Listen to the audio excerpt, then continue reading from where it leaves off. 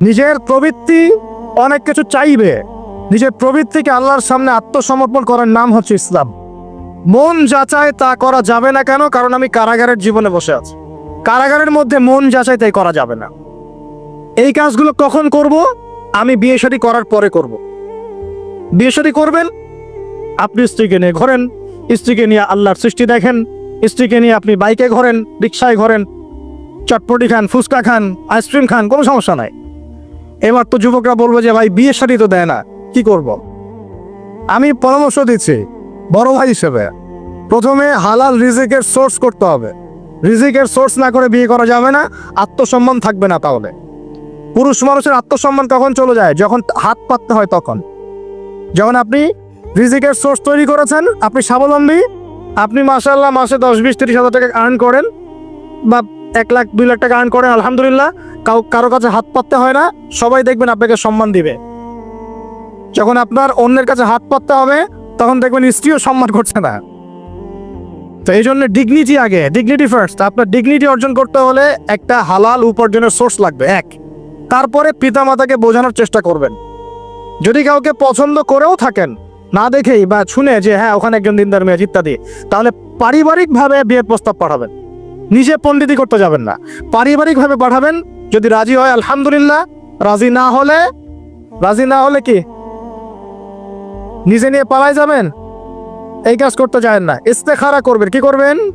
ইস্তেখারা। 2 রাকাত নফল নামাজ পড়ে আল্লাহর কাছে দোয়া করবেন। হিসনুল মুসলিম বইটা কিনবেন, ওখানে দেখবেন ইস্তেখারার দোয়া আছে। ইস্তেখারা মানে হচ্ছে আল্লাহর সাথে পরামর্শ করা। আল্লাহ, আমি এই কাজটা করতে চাচ্ছি, যদি কাজটা আমার জন্য ভালো হয়, আমার দুনিয়া আখিরাতের জন্য ভালো হয়, আল্লাহ কাজটাকে তুমি সহজ করে দাও, আল্লাহ কাজটার মধ্যে বরকত দান করে দাও। আর যদি এই কাজটা দুনিয়া আখিরাতের জন্য খারাপ হয়, আল্লাহ তুমি কাজটাকে সরায় দাও, আমাকেও কাজটা থেকে সরায় দাও। এটা হচ্ছে ইস্তেখারা। এই দোয়া বেশি বেশি করলে ইনশাল্লাহ আল্লাহর পক্ষ থেকেই ফয়সালা হবে। আর এই জায়গায় বেশি ব্যতিব্যস্ত হবেন না। অনেক সময় কিন্তু ফ্যান্টাসিতে ভুগি আমরা, অস্থির হয়ে যাই। অস্থির হলেই ডিসিশন নিতে ভুল হবে, অস্থির হলেই ডিসিশন নিতে ভুল হবে। স্থির থাকতে হবে। নিজেকে স্থির রাখার জন্য কি করবেন? বেশি বেশি নফল রোজা রাখবেন। বেশি বেশি কি করবেন? নফল রোজা রাখবেন। আর ভালো কাজে ব্যস্ত রাখবেন নিজেকে। ভালো কাজে কি করবেন? ব্যস্ত রাখবেন। একা একা থাকলে আর এই যে খারাপ সার্কেলের মধ্যে থাকলেই মাথার মধ্যে শয়তান ভর করবে, তখন দেখবেন অস্থির হয়ে গেছেন আপনি। আগে স্থির হওয়ার চেষ্টা করেন, ভালো কাজে ব্যস্ত রাখেন, হালাল পথ অবলম্বন করে হারাম থেকে বেঁচে থাকেন। এখন যে জায়গায় আসছিলাম, এখান থেকে আস্তে আস্তে শেষের দিকে যাব। দেখুন, আল্লাহ পাক যে বিষয়গুলোকে ভালোবাসতে বলেছেন আমি ভালোবাসবো, এই ভালোবাসা জায়েজ, হালাল। এই ভালোবাসার উদ্দেশ্য আল্লাহ সন্তুষ্টি অর্জন করা। এই ভালোবাসার উদ্দেশ্য এই নয় যে আমি যাকে ভালোবাসি তার কাছে আমি কিছু প্রত্যাশা করছি। না, আমি কিছু প্রত্যাশা করছি না, আমি প্রত্যাশা করছি আল্লাহর সন্তুষ্টি। তখন দেখবেন সে আপনাকে কষ্ট দিলেও আপনি সবর করতে পারবেন। কেন সবর করতে পারবেন? কারণ আপনি তো আল্লাহর সন্তুষ্টির জন্য তাকে ভালোবাসছেন, আপনার তো কোনো স্বার্থ নাই। এখন আপনি দেখবেন রিল্যাক্স থাকতে পারবেন, সম্পর্ক টিকেও থাকবে এবং আপনি ক্ষমা করতে পারবেন মানুষকে। যখন নিজের চাওয়াটাকে আপনি ইনফোর্স করতে চাইবেন, তখন কিন্তু আপনি এই সম্পর্ক নষ্ট করে ফেলতে পারেন, কারণ আপনি হক পাচ্ছেন না। সামনে আসেন। এবার আমরা কি ওয়াদা করতে পারি যুবক ভাইরা? তো ইনশাআল্লাহ তাআলা আমরা হারাম পথে যাব না, হালাল পথে থাকবো। পশ্চিমাদের এই মদতপুষ্ট এই সো কল ভালোবাসা দিবসের এই শোতে আমরা গা ভাসাবো না। আমরা কি ওয়াদা করতে পারি? আমরা কি ওয়াদা করতে পারি যে ইনশাআল্লাহ আমরা হালাল ভাবে বিয়ে শাদী করবো, কোনো হারামে যাব না ইনশাআল্লাহ? এই সমাজ থেকে জেনা বন্ধ করতে হবে, এই সমাজ থেকে ফ্রি মিক্সিং বন্ধ করতে হবে, এই সমাজ থেকে সমস্ত পতিতালয়কে বন্ধ করতে হবে।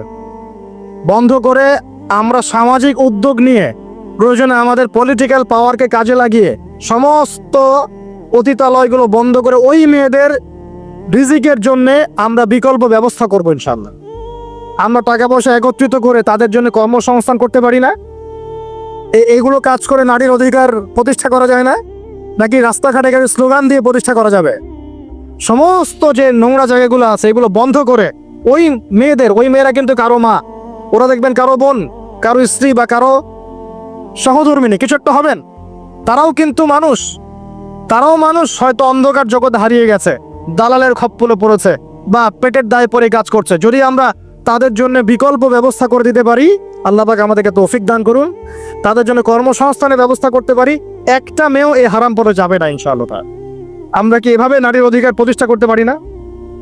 আমরা কি এতিম মেয়েদের দায়িত্ব নিয়ে করতে পারি না? আমরা কি সমাজের বিধবা মেয়েদেরকে বিয়ে করতে পারি না? তালাকপ্রাপ্ত মেয়েদের দায়িত্ব নিতে পারি না? মেয়েদের অধিকার নিয়ে অনেক কথা বলা হয়, কিন্তু এই কথাগুলো থাকে খালি বুলি, বাস্তবতা নাই। বাস্তবে কয়জন ছেলে এতিম একটা মেয়েকে বিয়ে করে দেখিয়েছে? কয়জন ছেলে একটা বিধবা মেয়েকে বিয়ে করার সাহস করেছে? কয়জন ছেলে একটা তালাকপ্রাপ্ত একটা মেয়েকে বিয়ে করে দেখিয়েছে হ্যাঁ আমি তার দায়িত্ব নিলাম? আমরা বুঝতে পারলাম যে আল্লাহ পাক পুরো সৃষ্টি জগৎকে ভালোবাসেন। আল্লাহ পাক আমাকে ভালোবাসেন, আপনাকে ভালোবাসেন বলেই আজকে আপনি এখানে বসে আছেন। আল্লাহ পাক আপনাকে ভালোবাসেন বলেই লক্ষ লক্ষ কোটি কোটি মানুষ এখন জেনা করছে, আজকের দিনে আপনি ওয়াজ মাহফিলে বসে আছেন। আল্লাহ পাক আপনাকে ভালোবাসেন বলেই আপনি আল্লাহকে সিজদা দেওয়ার তৌফিক পেয়েছেন। আপনি লা ইলাহা ইল্লাল্লাহ কালিমা শিখেছেন, আপনি এই যে কোরআন পড়তে শিখেছেন, কোরআন পড়ছেন, হাদিস পড়ছেন, নবীর দ্বীনের প্রতি মহব্বত আছে, আল্লাহ আপনাকে ভালোবাসেন বলেই হচ্ছে। কখন বুঝবেন আল্লাহ আপনাকে ভালোবাসে? যখন আল্লাহ পাকের অনুমোদিত কাজগুলো আপনার ভালো লাগবে। নামাজ পড়তে ভালো লাগছে, রোজা রাখতে ভালো লাগছে, কোরআন তেলাওয়াত করতে ভালো লাগছে, আল্লাহর জিকির করতে ভালো লাগছে, আলেম ওলামার সাথে থাকতে ভালো লাগছে, ঠিক আছে? আল্লাহর হালাল কাজগুলো যখন ভালো লাগবে বেশি বেশি, বুঝবেন আল্লাহ আপনাকে নির্ঘাত মহব্বত করেন। আর যখন আল্লাহ পাকের নিষেধগুলো, হারাম, মদ আমার ভালো লাগে না, জিনা ভালো লাগে না, আমার খারাপ জিনিস দেখতে ভালো লাগে না, খারাপ শুনতে ভালো লাগে না, বুঝবেন আল্লাহ আপনাকে ভালোবাসেন। আর যখন দেখবেন খারাপের পিছনে আপনার ঝোঁক বেশি, দুর্নীতি করতে ভালো লাগে, সুদ খাইতে ভালো লাগে, ঘুষ খাইতে ভালো লাগে, কাউকে ঠকাইলে মনে হয় আমি স্মার্ট হয়ে গেলাম, হ্যাঁ, মানুষের টাকা আত্মসাৎ করতে ভালো লাগে, নামাজ না পড়ে ঘুম দিতে ভালো লাগে, ঠিক আছে, রমজান মাসে বিড়ি টানতে ভালো লাগে, ঠিক আছে, মেয়ের সাথে যে টাঙ্কি মারতে ভালো লাগে, তখন বুঝবেন যে আল্লাহ আপনাকে এখনো ভালোবাসেন, বা আপনি আল্লাহর ভালোবাসা পাওয়ার যোগ্যতা হারিয়ে ফেলেছেন। আল্লাহ পাক আমাদেরকে বোঝার তৌফিক দান করা। এখন আসি, আল্লাহ পাক এবং তার রাসূল আমাদেরকে এমন কি কি কাজ বলেছেন যেই কাজগুলো করলে আমরা সরাসরি আল্লাহর ভালোবাসা পাবো ইনশাল্লাহ। জানার দরকার আছে কি নাই? আমি অল্প কয়েকটা কাজ বলে শেষ করছি। এক নাম্বার, আল্লাহ এবং তার রাসূল আমাদেরকে জানিয়েছেন আমরা যদি তাওহীদের উপর থাকতে পারি, একত্ববাদ, লা ইলাহা ইল্লাল্লাহ, আল্লাহর ভালোবাসা পাবো ইনশাআল্লাহ। যে ব্যক্তি শিরকের পাপে লিপ্ত আছে সে আল্লাহর ভালোবাসা পাবে না যতক্ষণ না সে তওবা করে ফিরে আসে। অতএব আল্লাহর ভালোবাসা পাওয়ার জন্য এক নাম্বার কাজ কি ভাই? আল্লাহর তাওহীদের কালিমা লা ইলাহা ইল্লাল্লাহ এর উপর থাকা, শিরক বাদ দেওয়া। শিরক সম্পর্কে জানার জন্য একটা বই পড়েন, কিতাবুত তাওহীদ। কি নাম বললাম? কিতাবুত তাওহীদ। একটাই পড়েন, দেখবেন ইনশাআল্লাহ শিরক কাকে বলে, কত প্রকার, কি কোন কোন কাজ করলে শিরক হয় সব জানতে পারবেন ইনশাআল্লাহ। এই বইটা একটু কঠিন, এই বইটার ব্যাখ্যা বের হয়েছে, ব্যাখ্যা যুক্ত বই কিনবেন এবং যেগুলো বুঝবেন না ওলামায়ে কেরামকে জিজ্ঞাসা করবেন, কারণ সবগুলো কিন্তু বুঝতে পারবেন।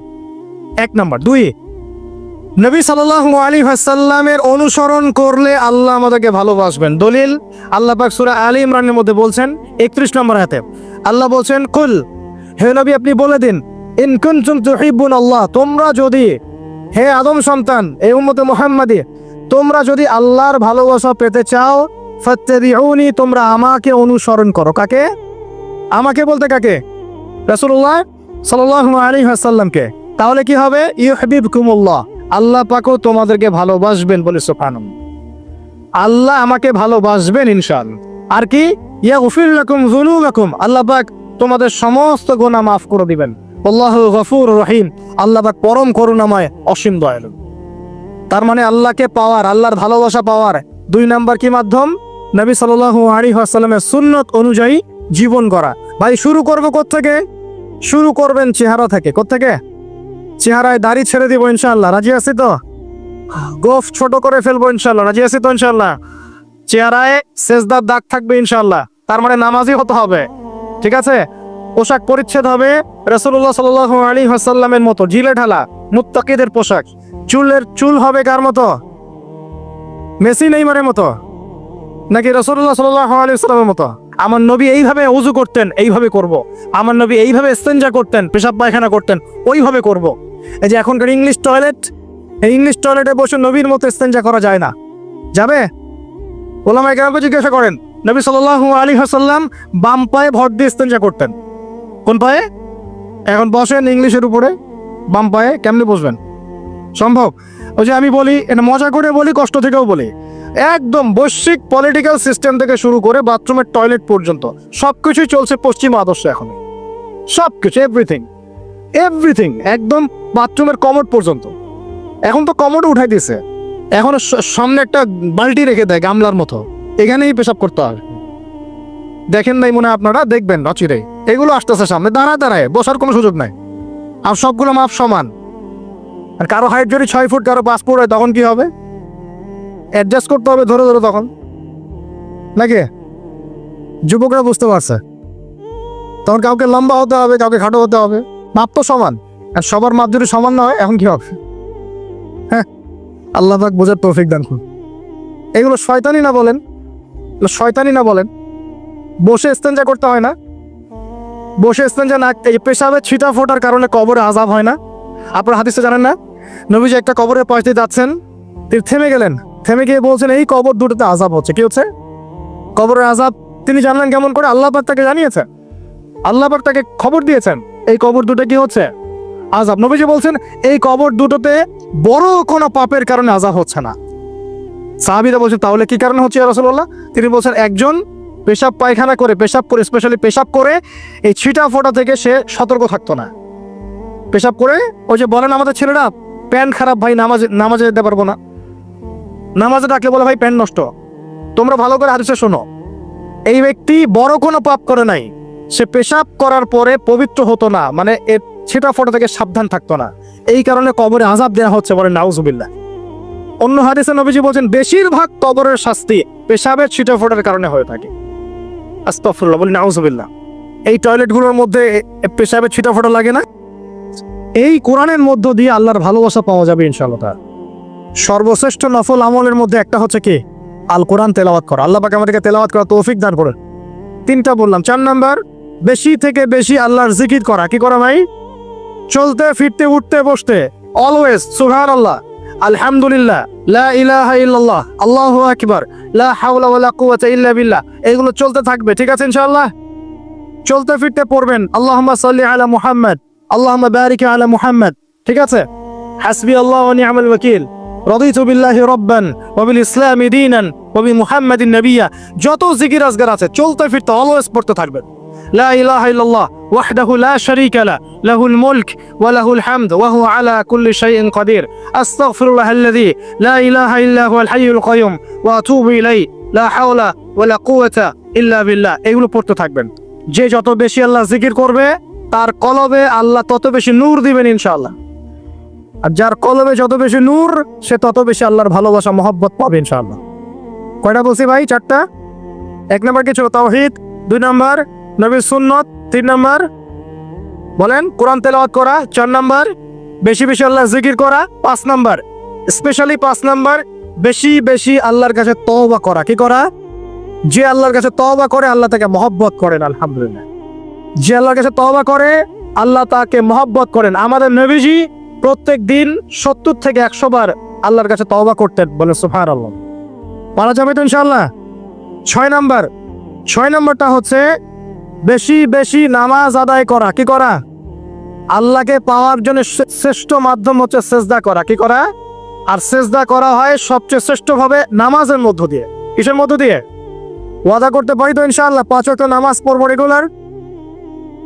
কোন রকম যদি বাধ্যবাধকতা না থাকে, ওজন না থাকে, তাহলে মসজিদে গিয়ে পড়বো ইনশাআল্লাহ। পারবো তো ইনশাআল্লাহ? রমজান মাসে নামাজ শক্ত করে ধরবো ইনশাআল্লাহ। ঈদের পর ছেড়ে দিব ইনশাআল্লাহ। ঈদের পর ছেড়ে দিব কি? ঈদের পরেও ধরে রাখতে হবে ইনশাআল্লাহ তাআলা। আমাদের সমাজে মাশাআল্লাহ রমজান মাসে সবাই পাক্কা মুসল্লি হয়ে যায়, তাই না? কারণ শিকল দিয়ে বাঁধা থাকে শয়তান, শয়তানও মুক্ত হয়। ঈদের দিন ঢাকঢোল ধুমধারাক্কা গান বাজা শুরু হয়, তাই না? আল্লাহর ওয়াস্তে রমজানের শিক্ষাগুলো ধরে রাখবো ইনশাআল্লাহ তাআলা। আমরা সবাই 5 ওয়াক্ত নামাজ আদায় করবো ইনশাআল্লাহ রমজান মাসে।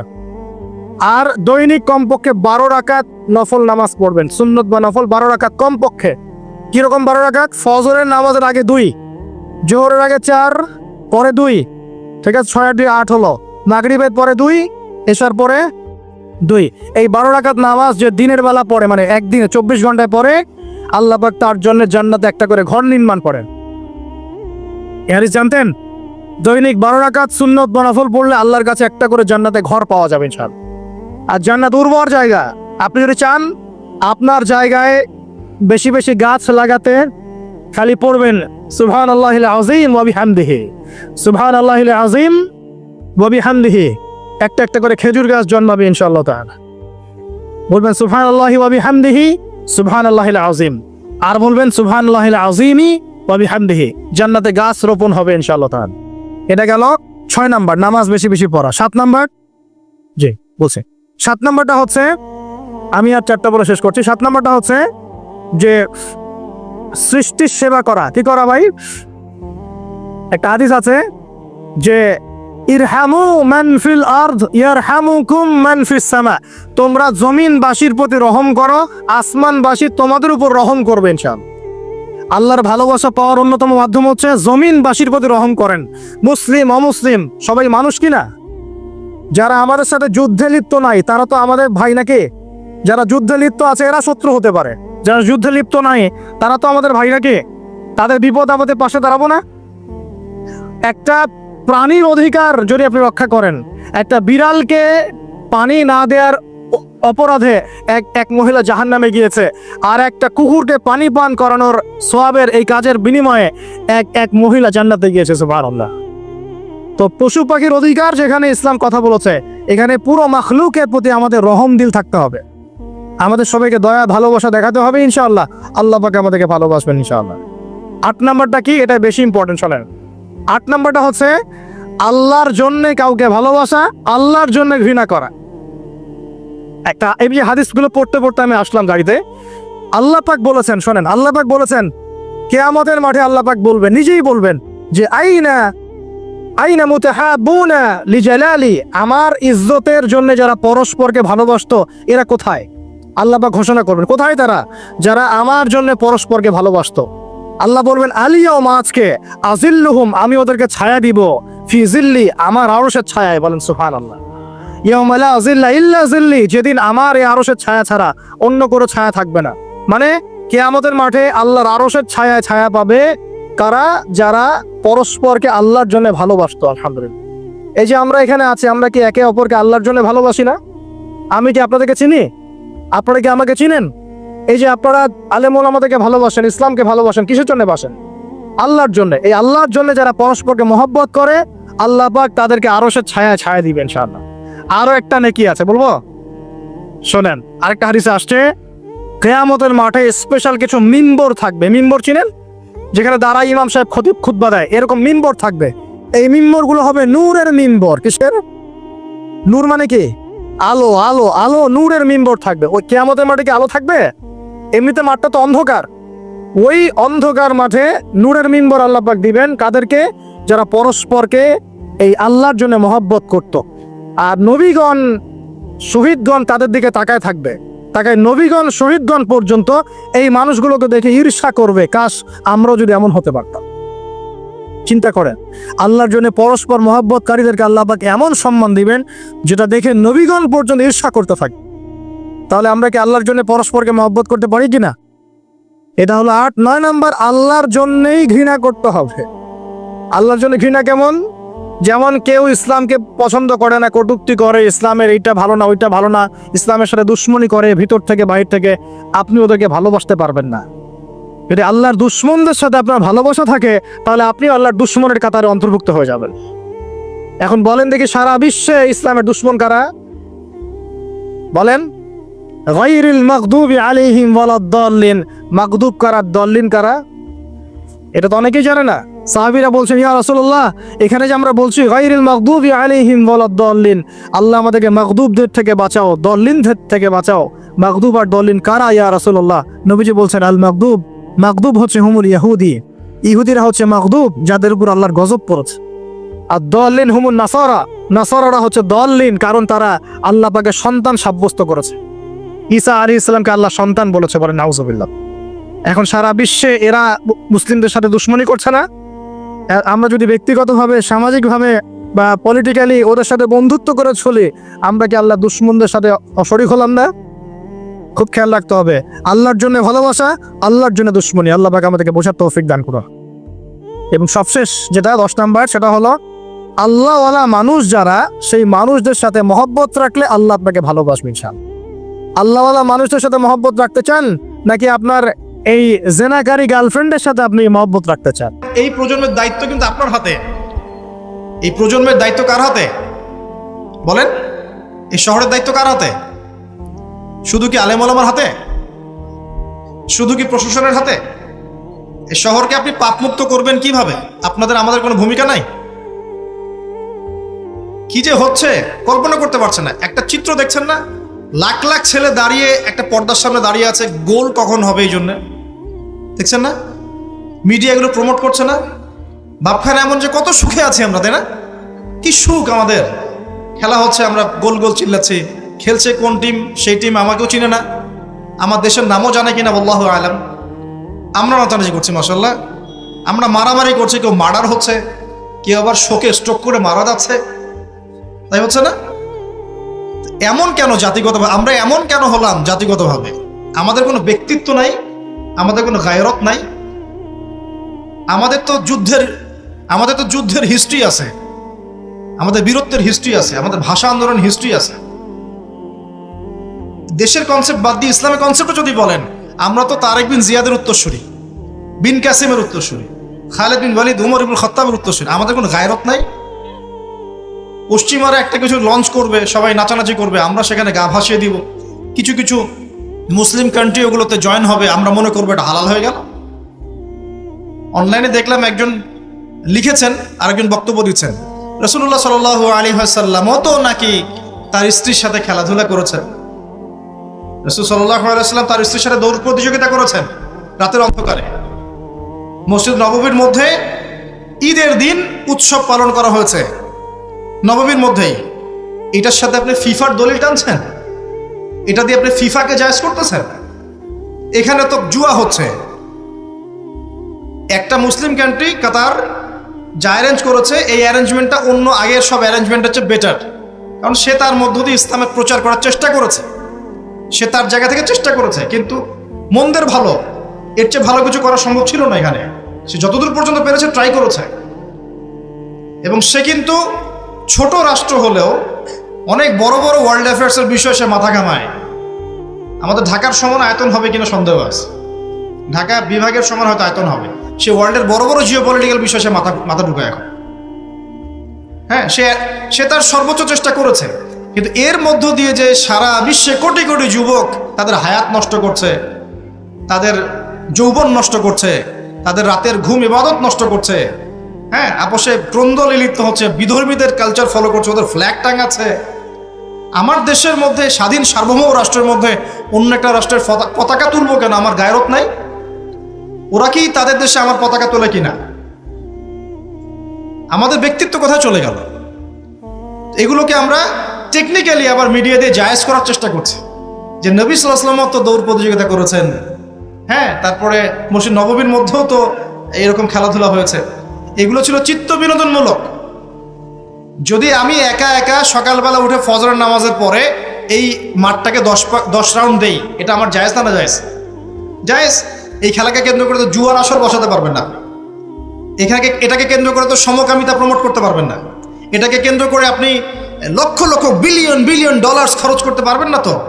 অথচ আপনার পাশেই প্রতিবেশী রাষ্ট্র ইয়েমেন না খেয়ে মারা যায়, আমাদের পাশেই মিডল ইস্টের পাশেই প্রতিবেশী রাষ্ট্র সিরিয়া না খেয়ে শিশুরা মারা যাচ্ছে।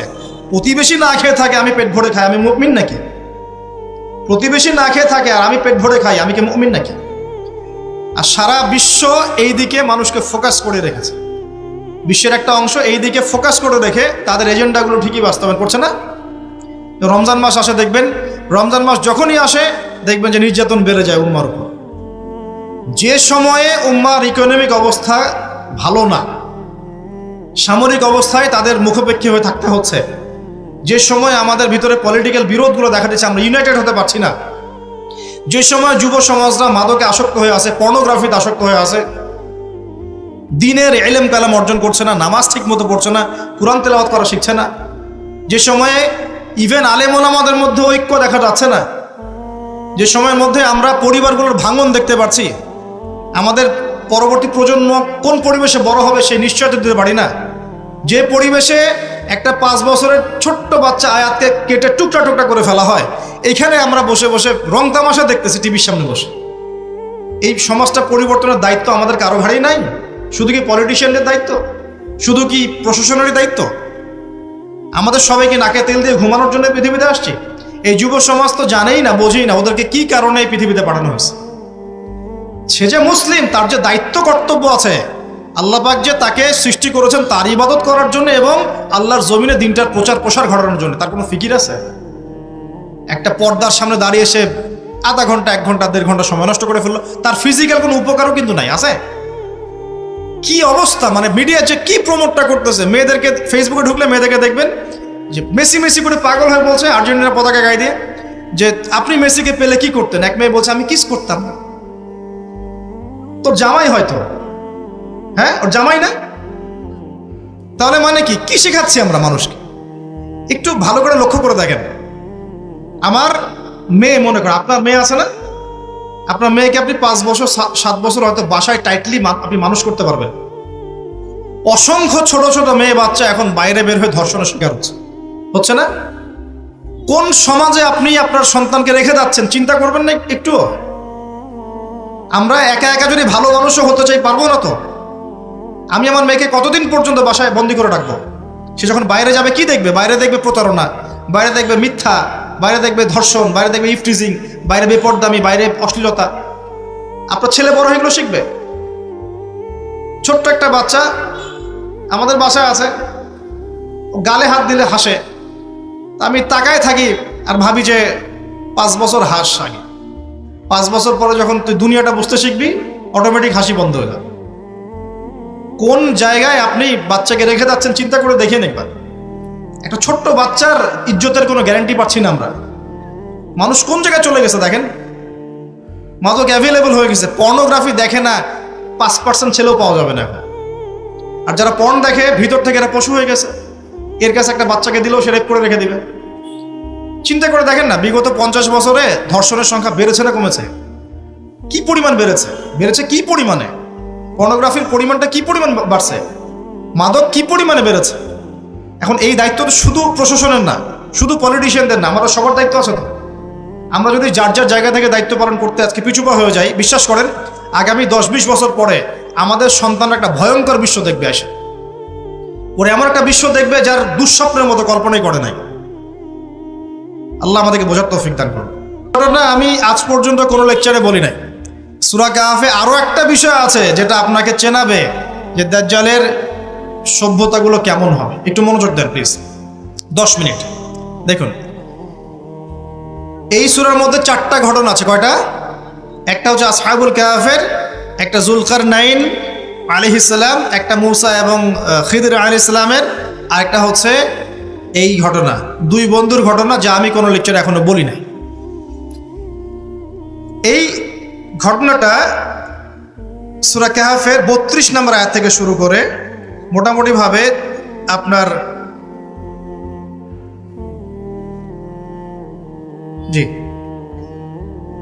32 থেকে শুরু করে মোটামুটি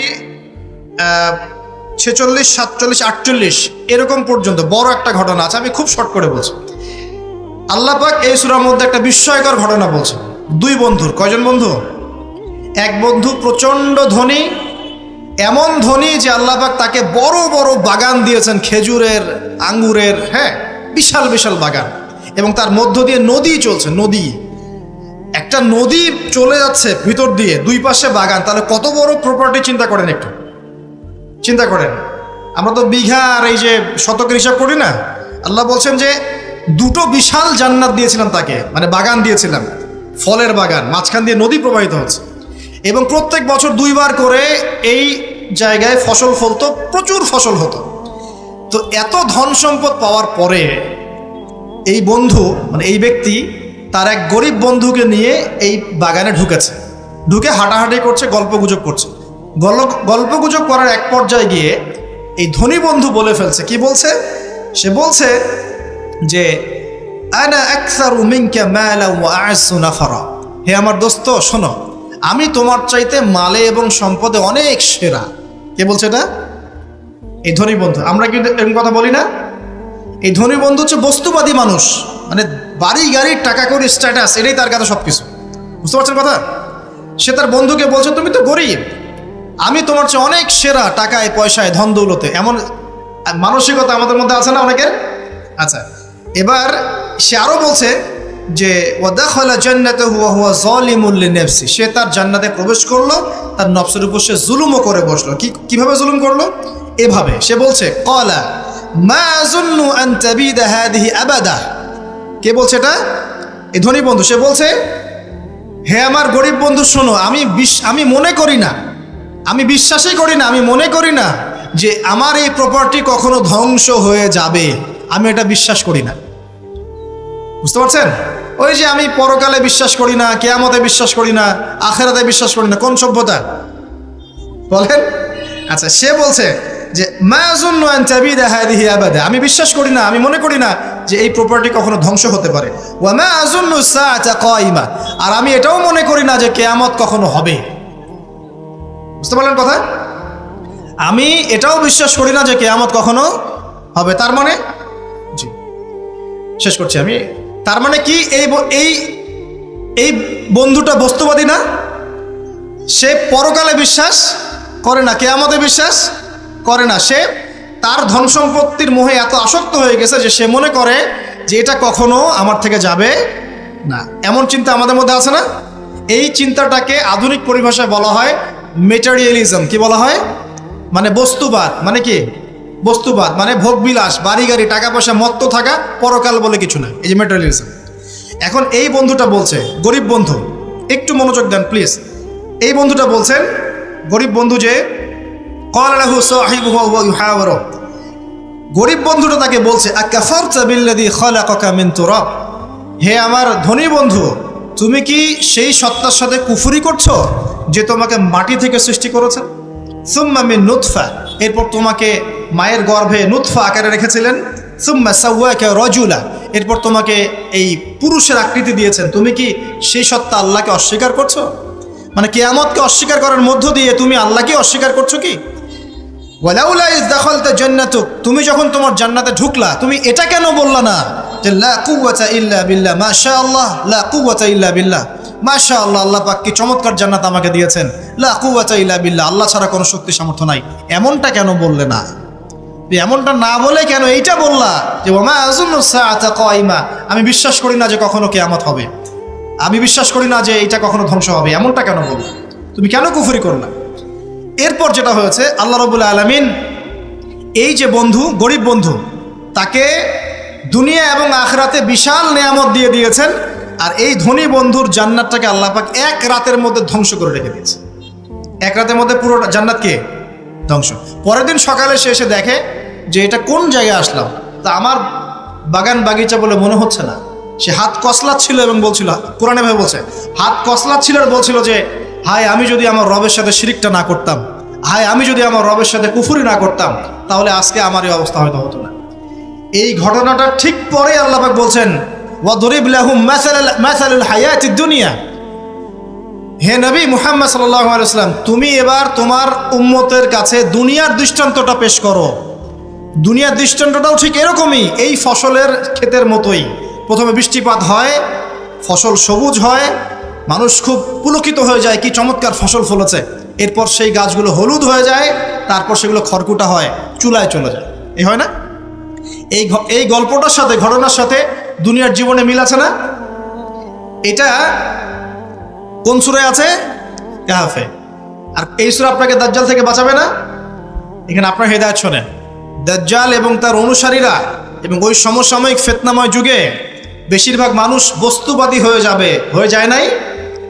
এবং বেশিরভাগ মানুষ এই দুনিয়ার ধন সম্পদ চাকচিক্যের মোহে পড়ে যাবে, পড়ে নাই? পড়েছে কি না? পড়েছে। এবং শুধু তাই নয়, তারা পরকালীন কনসেপ্টগুলোকে অস্বীকার করা শুরু করবে। ওই যে বললাম, আল্লাহ, ফেরেশতা, মালায়েকা, আখিরাত, এগুলো কিছু বিশ্বাস করবে না, মানুষকে ধর্মহীনতার দিকে নিয়ে যাবে। এটা নিয়ে যাচ্ছে না? এই তিনটা জিনিস খুব চলছে সমাজে এখন। একটা হচ্ছে এলিমিনেশন, মানে আল্লাহর কনসেপ্টটাকে বাদ দিয়ে দেওয়া। একটা হচ্ছে মেটারিয়ালিজম, মানে বস্তুবাদিতা। একটা হচ্ছে চ্যালেঞ্জ এগেনস্ট রিলিজন, ধর্মর এগেনস্টে চ্যালেঞ্জ করা। এগুলো চলছে না এখন? দেখুন, দাজ্জালের সভ্যতায় এগুলো হবে। এর সাথে আপনার বর্তমান সময়ের মিল কোথায়? মিল হচ্ছে দেখুন, এই বিউটি কন্টেস্ট বলেন, আপনার ওয়ার্ল্ড কাপ বলেন, আপনার এই ইভেন্টসগুলো বলেন, ফ্যাশন শোজগুলোর কথাই বলেন, অপসংস্কৃতির কথাই বলেন, পর্নোগ্রাফির কথাই বলেন, এই মাদকের ভয়াল খাবার কথা বলেন, যে কোনো দিকে তাকান, এগুলোর প্রত্যেকটার উদ্দেশ্য দুনিয়া নয় কি? শুধু দুনিয়া না, পরকালীন কোনো স্বার্থ আছে? এগুলো করে পরকালে একটা নেকি হবে, কেউ দলিল দিতে পারবে কোরআন শোনা থেকে? তার মানে এই সমাজটা, এই সভ্যতা কি করেছে?